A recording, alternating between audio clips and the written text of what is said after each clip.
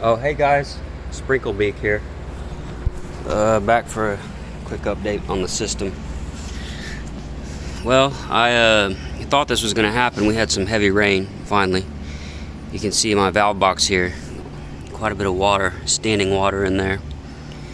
Other day I came in here, it was about up to this board, about right there. So, see there's a little drop there all around this box because it's not really built for this. So I'm gonna work on sealing this off while trying to maintain access to the valves for future maintenance work. Okay guys, got most of that water bailed out. Gonna leave it at that for now. I know up in the more temperate zones you guys don't believe in the global warning that Al Gore issued several years ago. Well, I guess 2 decades. Anyways, we feel the effects down here, so I'm going to rely on that old global warning to go ahead and dry the rest of this box out over the next 2 or 3 months that we don't get rain. Okay, so we have everything wired back up a little bit more clean. Okay, so here's the valve box. We have a hole cut in the top now. We're going to try to use that as the access port. Okay, so we have caulk around the outsides of here. We're gonna pop it down and then fill it. Here we are. Got the caulk in place. I won't show you that whole joint. We'll take a look at it in the daylight, see if it's problematic. More kind of interesting question is, can you get to all the valves from here? And actually, you can. We've got all the wires set up kind of nice. I don't think it's going to be a problem to get to the solenoids or the diaphragms. Okay, so there it is with some topsoil in there. We'll get some pictures of it in the daytime. Hey guys, Sprinklebeak here. Taking a little break from potty training to work on this valve box. I put this custom box in a few months ago. It's made from a storage tub. Big problem with this thing. You see, I reinforced it with some wood there. I think I talked about it in a previous video, which I never shared with anybody. But this box is flooding out. I have it mostly drained. I'm airing it out because I'm going to do a big dig. Try to figure out where the leak is in here. Definitely going to install this plastic box a little bit better. First job was done from about 1 a.m. to 5 a.m. right before I went on vacation, so kind of an emergency hack job.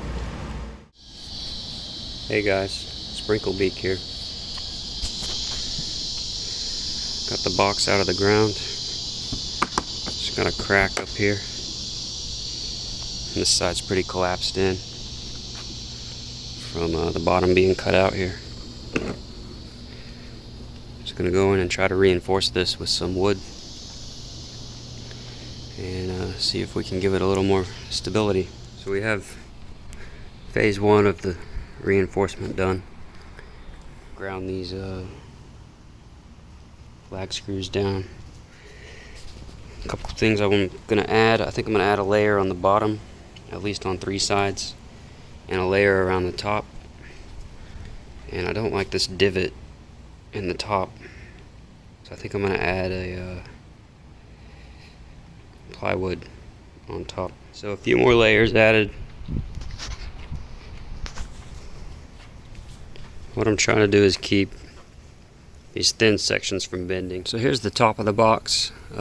What I've done here is put a little lip up here, and I'm going to put plywood on top of that and screw it down and cut out a new hole for the irrigation lid. Reason being, I didn't want to mess with trying to attach anything into that flimsy plastic.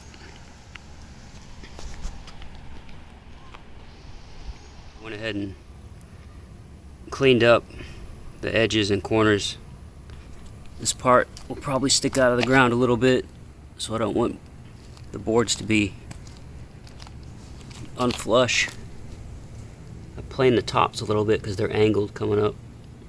So I planed that with a belt sander and evened up the joints, so it has a little bit cleaner look once it's installed. So here it is in the ground.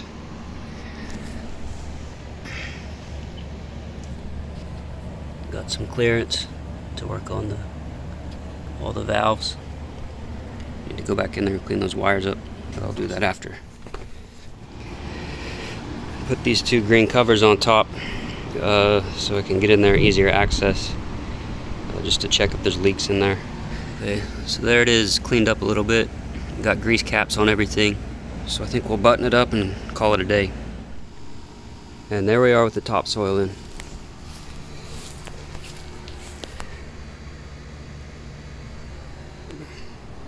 Hey guys, Sprinkle Beak here. So I built this valve box last year. You can see the wood's wearing on top. Also, come to find, during the rainy season, it starts flooding out in here. I've tried sealing it off a lot of different ways, none of them have worked, so I'm going to put a bilge pump in here. So I dug out a little sump back here in this area, and we'll see how that goes. Alright, so here we have the acrylic marked, and we're going to cut it out. This is a bilge pump with a section of the bilge pump hose attached to it. I'm going to add a check valve over on the left side.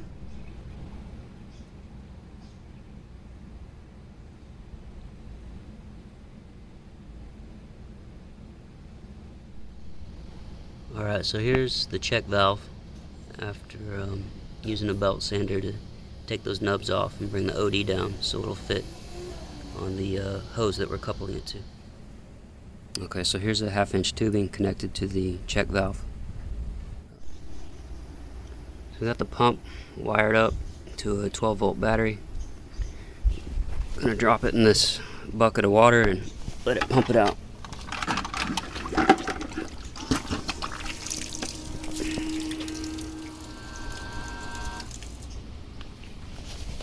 The reason I have this check on here, I want to see if it'll keep the water from backflowing.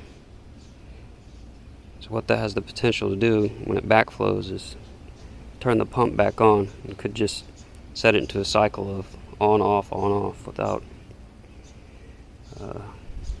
getting rid of all the fluid. But it's not a strong enough check valve to keep backflow. So really we don't need it at all. I don't have a coupling to go from that bilge pump hose to this 1/2-inch hose, so I'm just going to leave it on there for now. And even though it did backflow, we see the pump isn't coming back on, so we'll probably be okay. So here we are. I went ahead and painted that top board just so it blends in a little bit better with the yard. Got the acrylic on top, which was really difficult to cut. I think the sheet I bought was $33 and I lost half of it on some bad cuts. So I will take this over and pop it on top. So there it is, buttoned up.